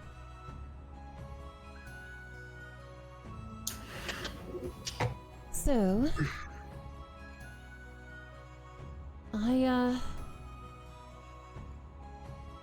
you are a person who follows what he believes to be good, correct? Yes, I do. What god is it that you serve? I serve all four, the three and the one. I am the high priest. So, I understand that in some of our walks of faith, we tend to deal with different areas of one's life. And the gods look after, well, certain things, and they control certain categories of life as well. And some of them never overlap. But unfortunately, what's something that other priests and priestesses may be prepared to deal with, others might not, does not mean you will not come across it. So, here, Colette is going to hand him a piece of parchment that she had been working on pretty late into the night. It's part of why she was so grumpy in the morning. And it is questions to ask people if they are truly safe. It's stuff like pulling the person to the side, making sure they are truly consenting to a union, making sure that a follower is truly safe. She has all these lists compiled. Stuff like, do you feel you can escape? Have you been threatened? Could you leave if you wanted to? Stuff like that. And when she was talking to the priestess of Boshal, I believe, Yes. and the methods they use to see if someone is safe or not, she is going to mention that as well.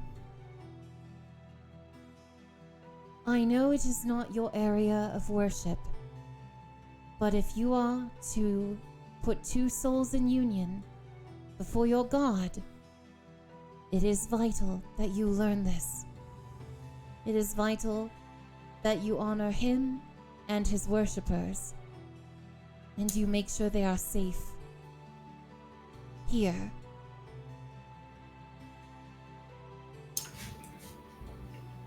I feel as though I ought to explain myself, if there is any explaining to be done. Feel free. I was wrong, first of all. My choice to wed these two souls, I was blinded by hope and faith.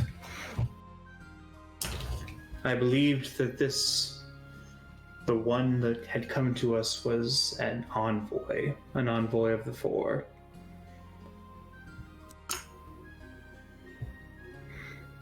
The one that you had taken, the one that claimed to have been her fiancé. He told me about what she was, and she knew, and apparently he knew that what she was of great interest and even holiness to us.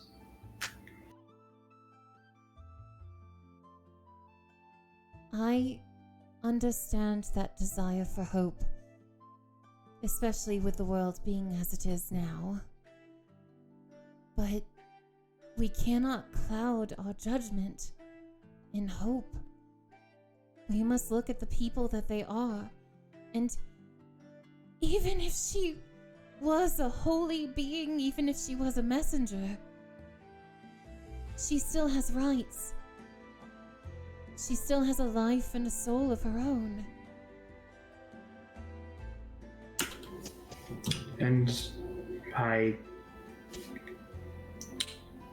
know now that I was too eager and I wasn't willing to look at what was so clear in retrospect for what it was. But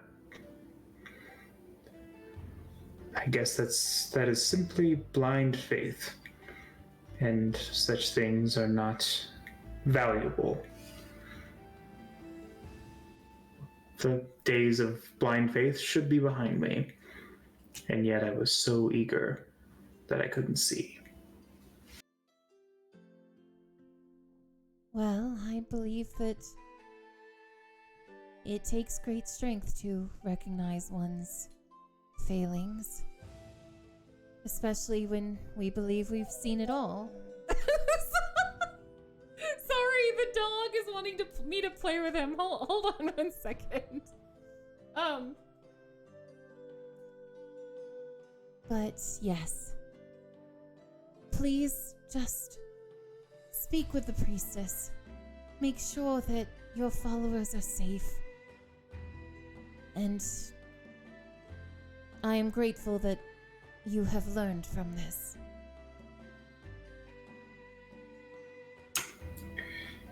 I'd come to ask forgiveness from Nint, but perhaps I should be asking forgiveness from the young lady. Not that it's my place to ask, so I will not. Colette turns to look at Rose. Rose kind of shrugs, like, oh. Not Rose. No, she I know, but Rose's girlfriend, like, I mean, she'd be comfortable with that. oh, hell, I mean, not here. And maybe even not at all. Like, she'll kind of give her a symbol, like, yeah, I'll talk to her, but no promises.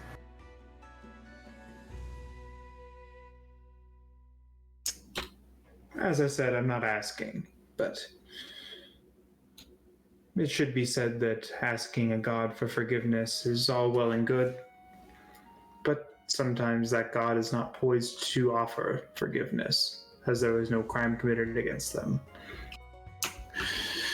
In any case, I will do what I must, and the only thing I know to do is to ask the God of justice to judge me fairly and hopefully have mercy on me. With that, I take my leave. Colette's gonna do a little bow, and they're gonna head out. Boo. So, we've spent some time learning and researching. Later, however, though, I plan on showing you faith in action. However, I do have some plans. Would it be awfully alright if you saw Luia for a bit and then I can show you my faith later? I Sure, we have can- plans. Oh. Yeah, Colette we can. grins. Oh. Yeah, we can. Well, I'll find you later. So Teeth, I'm gonna go take care of the dog real quick. I think he has to leave. If you could go to Luia and then later come back to Colette, because I have a plan I need to DM you about. Okay, well, how long will it take? Because we only have 20 minutes. Yeah, we're pretty close. Well, I was thinking Yeah. in the next episode. Oh, okay. Well, we'll start with Luia then. We probably won't finish it. Okay, take it to Luia. I gotta go take care of the dog. Okay. So Rose, I'm assuming Riel stays behind with Colette. Oh yeah, Riel's staying behind. They gotta talk. Okay. And Colette, and Rose and heads back to the Hollow Pine. For the first time in several days, not a cloud is in the sky, and you step up to Luya's, step up to the Hollow Pine in search of Luya. Diz, can Luya be found here? No, yes, I am. Yes, I'm there. I'm sorry. I'm there, believe, sitting at the table, probably, having tea and picking Cora's brain about Rose. Okay. Start us off. Okay. Because I'm going to say this is going on before Rose gets there. Okay. So I found time knowing that Rose was looking around for, just looking for a different class, something else other than artificer, something that she would be interested in, some way to point her life at, being that she's at that point in her life. I'm asking Cora about Rose, how was she as a kid? What kind of things is she interested in? How did building things come into play? That kind of a thing. So the first thing I ask her sitting down there is I thank her for the tea, and I have a few questions about Rose. Nothing too intrusive, just curiosities. Oh, ask away. I love talking about her. I'm sure you would too. We're very proud of her. I'm impressed. She's smart for her age, even. I didn't expect it. And I noticed that clearly she's not your child, obviously. So, yes, how was she as a kid? How did you find her? Well, it's an interesting story. If you don't mind telling me. Can't go into specifics, but I used to live a life on the road, and through a series of events, we and the group I was traveling with at the time, we came across a small child, an infant actually, and we didn't know what to do with her. I was looking for an excuse to get back, to settle down, stop traveling so much, and I opted to take her in. Maybe put her up for adoption. She wouldn't last more than a few hours out there, so we didn't really have much option but to take her somewhere. And I came back home. This is my old hometown after all. And settled down with my old lover. And the rest is history. It's amazing of you to take in someone. Did you know her parents? How did you find a baby? I don't mean to be rude, but that's not very common. It's not, but it's almost like something out of a storybook. A small child in distress, and someone happens upon her while she's in, or I should say, at just the right moment, and that someone just was looking for an excuse to abandon life on the road, and so I did. Fortuitous fate. Maybe. I would consider, regardless of what led me to that point, I would consider it very fortuitous. So, how did she end up building so many interesting things and becoming this? And why would she want to change? I just don't understand. I guess I get it, but everybody would want something different when they've been the same thing their whole life. But I don't know. She's just really smart. When did she start building things? Well, she's always taken more after her father than she's taken after me. I wanted to start an inn to become something of a presence in the city, but she took after her old dad, and he was an engineer before the incident. And she took it upon herself to help fix the problem that resulted in his inability to walk. And she did quite well, and she wanted to experiment more. So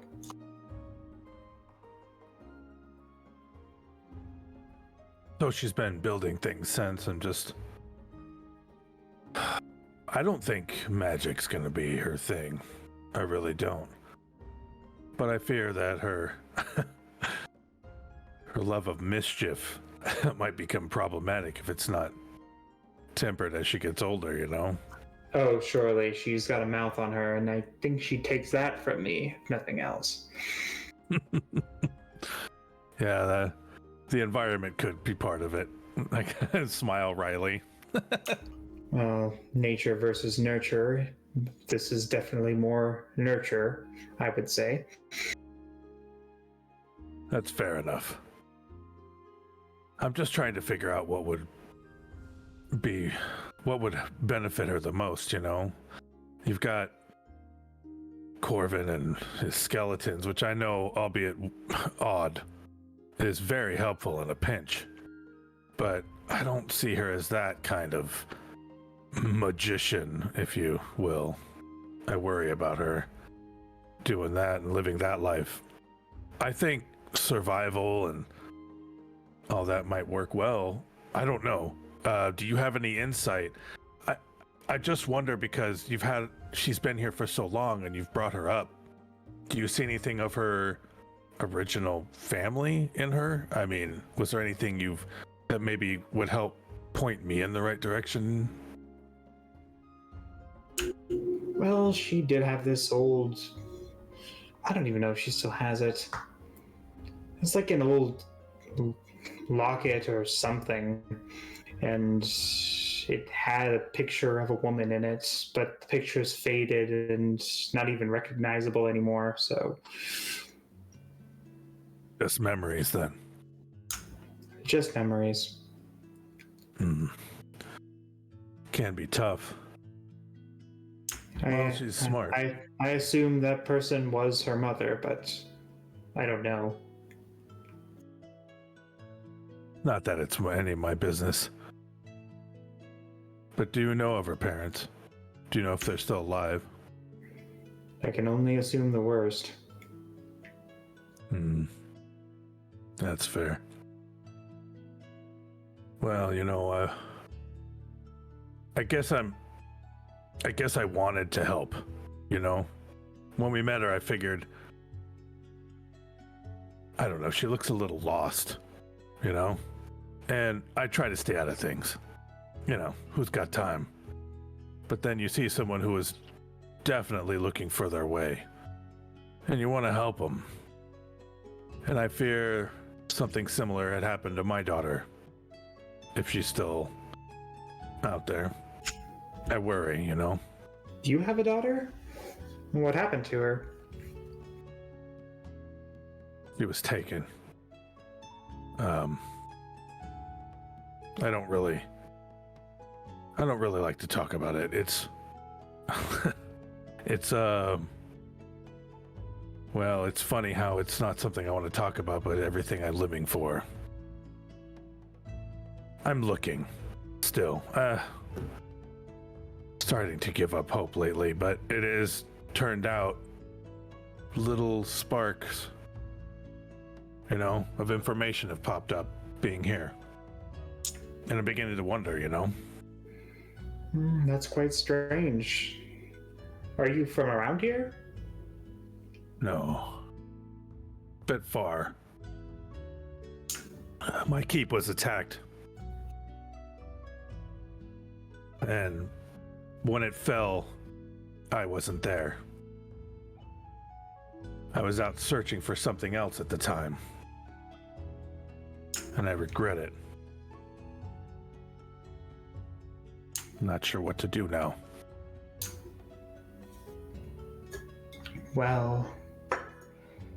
whatever it is, I'm sure it was worth. Sorry. Whatever it is, you couldn't have known what would happen, I'm sure. If you did, the fact that it's tearing you up so much tells me, and I'm not an expert, but being the owner of a small tavern of sorts, I've gotten to know a few people. I don't think that you're the type who would have left without cause. I forget, does she know about the marks? Cora? I mean, what do you mean? Does she know about our marks and our mission? Other than saving the city? I mean, depending upon where your mark is, it may be easy to hide, it may be hard to hide. They're not uniform, and they're not all in the same place either. I forget where mine's at. I think it's on my arms. Oh crap, I forget where it's at. If it's on your arms, then it's, I mean... I think it was on my left arm, honestly, but I don't remember. Then it's pretty, it's... I think Colette's is like on one of her feet or something. Right. So that would be easy to cover up. Okay. And I don't know about Corvin, I don't know about Rose, but for you, it would be pretty hard to cover. Yeah, that's what I figured. I think as I'm talking to her, I'm, holding my hand over it, maybe, because absentmindedly, because that being the thing I was searching. I think that's what we'll go with there. When does Rose come in? How about now? Okay. I'm home. Rose, good to see you. We were just talking about you, actually. Oh, good things, I hope. Nah, we'll see. Hey, now. Always. Yeah, thanks, Mom. And she'd go over and kiss her mom's cheek. How did the boring church trip go? I tried to keep my head up for Colette, but oh my God. Yeah. I don't know how you did it. I haven't seen so many stuffy people since my last funeral. Kid, with all that pompous servitude, I don't know how you made it through. Chat, just so you know, Psyche is in our chat going, wow. Yeah. It's being muted so you can have your little D&D scene. Listen, Rose is not, it's just not Rose's thing, but she loves Colette.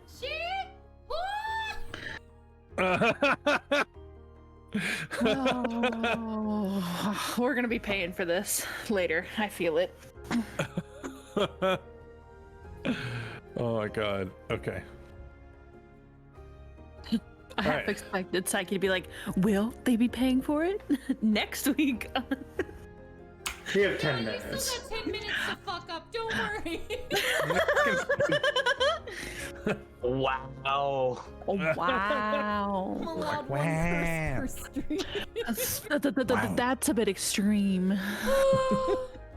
Okay, we'll continue. Yep. Your mom and I were just talking about, you as a kid, and I kind of figured that the church wasn't going to be your thing. All this mechanical stuff and, I don't know, other world wizardry you're working on up in here. Listen, you see a need, you fill a need, right? Yeah, agreed. You'd be really good at survival, Yeah. I don't mean to, I don't mean to press or anything. I don't want to kind of point you and bore you, or I don't want to put you through jumping hoops either. But I have an idea, if you've got some time today. I have two questions before I agree to go with you. One, All right, hit me. will there be any grease involved? Don't ask the context. It's a very important question. I mean, there can be, but I wasn't planning on it, no. Okay. Number two, do we have to talk about sky people? No, we All right. definitely don't. Let's get out of here. All right. Cora, do you mind if I steal her away for a day? I mean, she's an adult. Go ahead. I just didn't want to interrupt any chores. We all got things we have to do. Chores have been put on hiatus. I don't anticipate any visitors for a while. Not until this siege happens, if there is to be a siege. Fair. Something I'm not looking forward to. Let's get out of here, kid. Come on. Right. I got some place to go. I hope it's not a latrine. Let's go. Ouch. That's out. Rude. Okay. Fair. We're not digging in bedpans today, okay? Whatever. So we're gonna head off to a decent, I can't remember what the decent bar that was in this town was called. Not the crappy one with danger and scary, but the nicer one. I think it was called something coin. I can't remember. Yeah, the coin, something coin. Yeah.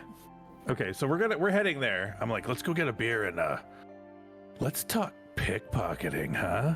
Oh Be good at it. All right, let's go. Come on. So we're gonna head off to the bar and I don't know, just see what mischief we can get up to as I figure out what this kid's good at. So, can you keep a secret, Luya? Read that. The worthless coin. Oh, there The it is. worthless coin. Yeah, perfect place. Go ahead. Oh yeah. Once they get there. Pretty. Okay. Can I keep a secret once we get there? I'm confused. You will she's gonna tell them the secret once they get there. I spoke too soon. Okay. Ignore me. All right. Well, that's fine. So we make the trek up to the worthless coin. Getting ready to head in. So, Go ahead. no, you. No, you go ahead. I think you'd be better off to start it. So you have to swear not to say anything to my mother. But Luya stops at the door. Swear what? not to tell my mother. I just said. Yeah, but what not to tell that we're going into the bar that I'm possibly teaching you how to pickpocket people. No. So you know Riel. Right. We used to have a bit of a grift here in town that my mother has no idea about. Really? Really? So Tell me. I have a little experience.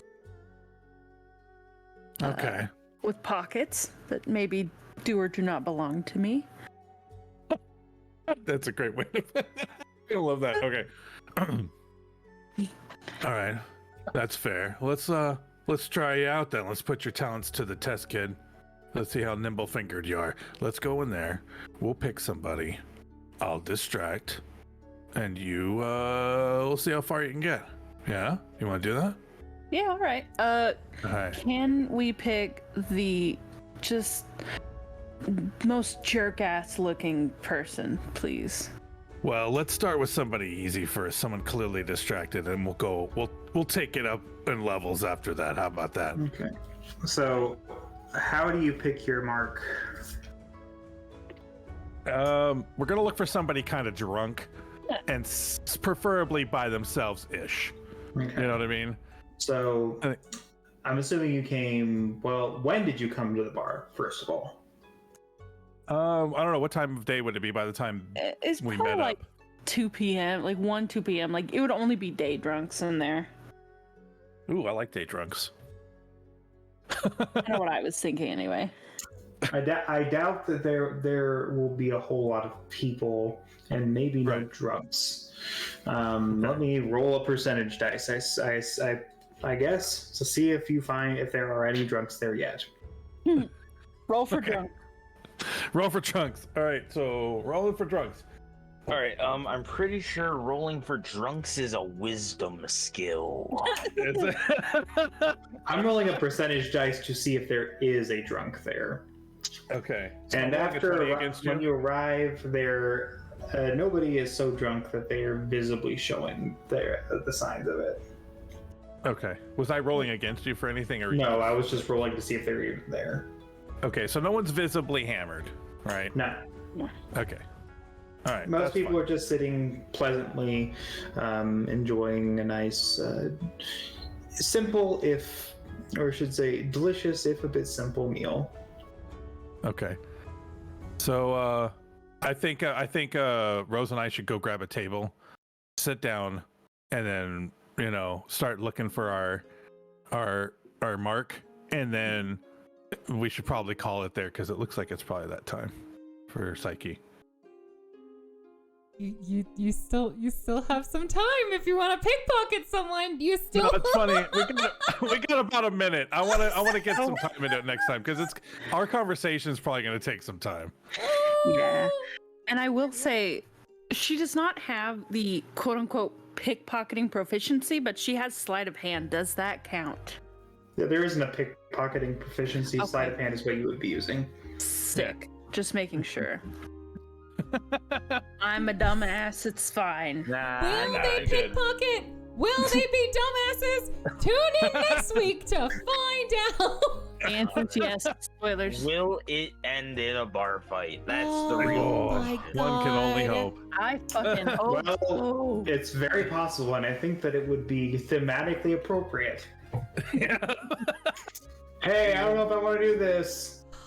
Tune in next time. Goodbye, everyone. Bye. Good night. I'm gonna take all of them to church. I swear to God. Take care, everyone. Thank you so much for tuning in. I love this group so much. I genuinely never know how things are gonna go. Take care of yourselves. And as always, may Lucius guide thee. Some of you more than others. Goodbye.